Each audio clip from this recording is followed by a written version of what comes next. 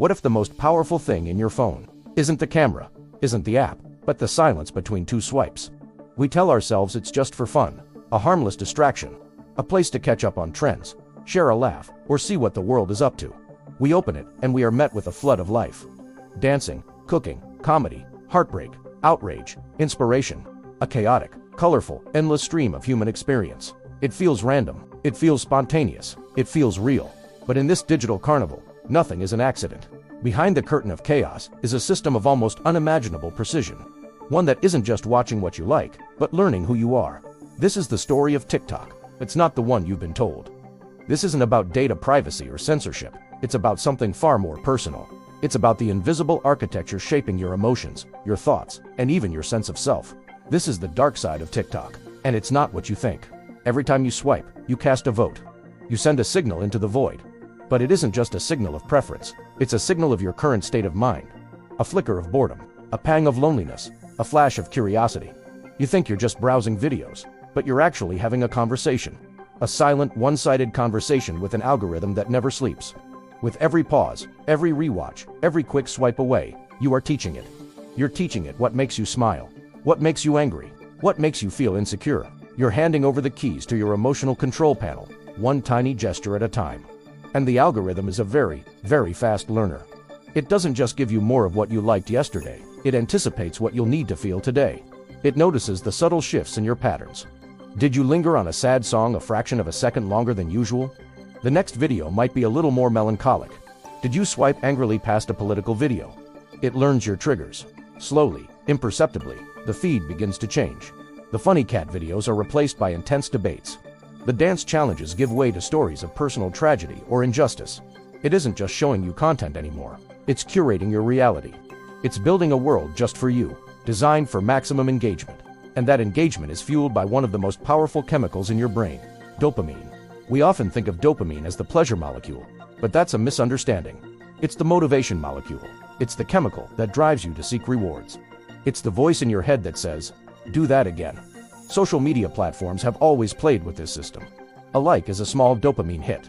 A comment is another, but TikTok operates on a different level. It's a slot machine with a near infinite number of plays. Each swipe is a gamble.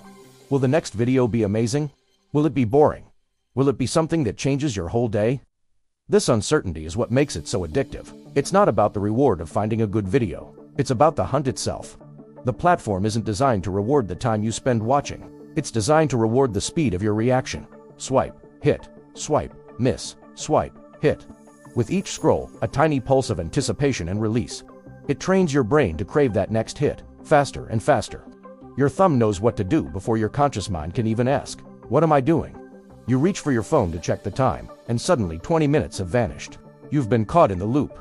The dopamine and demand cycle. But it gets deeper than that. Because the algorithm isn't just feeding you content, it's feeding you emotion. Imagine two people, sitting side by side, both scrolling through their For You page. For one person, TikTok is a world of joy. They see puppies, heartwarming reunions, and incredible acts of kindness. Their feed affirms that the world is a good and beautiful place. For the person next to them, TikTok is a landscape of outrage. They see injustice, corruption, and social decay. Their feed confirms their deepest fears, that the world is broken and hostile. They are both on the same app, but they are living in completely different emotional realities, custom-built to resonate with their unique psychological profiles. The platform doesn't just reflect your mood, it amplifies it. It becomes an emotional echo chamber. If you feel a little sad, it can guide you into a spiral of despair. If you feel a little annoyed, it can stoke that ember into a fire of rage. It's no longer just a content platform. It has become an emotional mirror, showing you an intensified, distorted version of yourself, over and over again. This is why TikTok feels so different from anything that came before it. Other platforms feel like you're browsing. You're visiting a space. You scroll through a feed, but there are breaks, pages, and profiles. There's a sense of architecture. TikTok is not a space you visit. It's a current you fall into. There are no pages. There is no end. There is only the next video, and the next, and the next. The constant stimulation, the rapid context switching, and the hyper-personalized content create a unique cognitive state. It's immersive, it's hypnotic, and it fundamentally distorts our perception of time.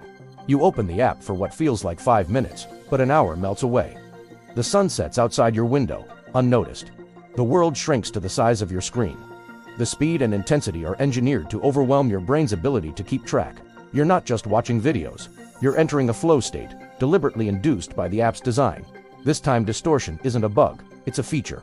The more time you lose, the more data you provide. The more data you provide, the more perfect the loop becomes. And perhaps the most powerful part of this entire system is how quietly it integrates into our lives. It becomes a reflex, a silent habit. Think about how you use it. Do you consciously decide, I will now open TikTok and be entertained? Or does it just happen? You're waiting in line. You're on the couch during a commercial break. You're lying in bed, unable to sleep. Your thumb moves on its own.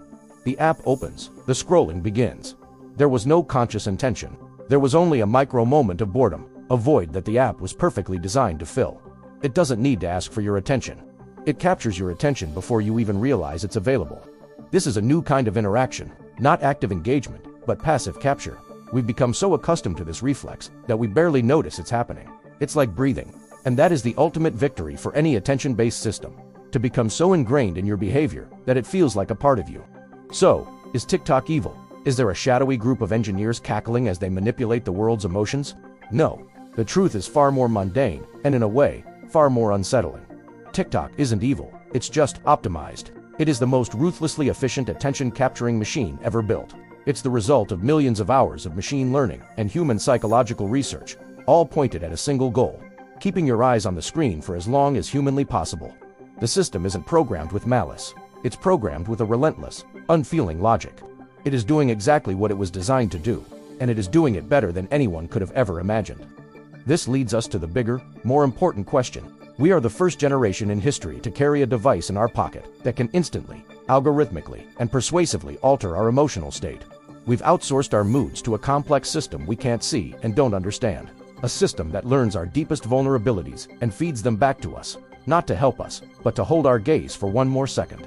So, the question isn't about the technology, it's about us. If an algorithm decides what you feel today, how much of that feeling was ever yours? If this video made you think, like it. If you've felt this effect yourself, comment your opinion below. And if you want to understand what really runs the internet, share this video and subscribe.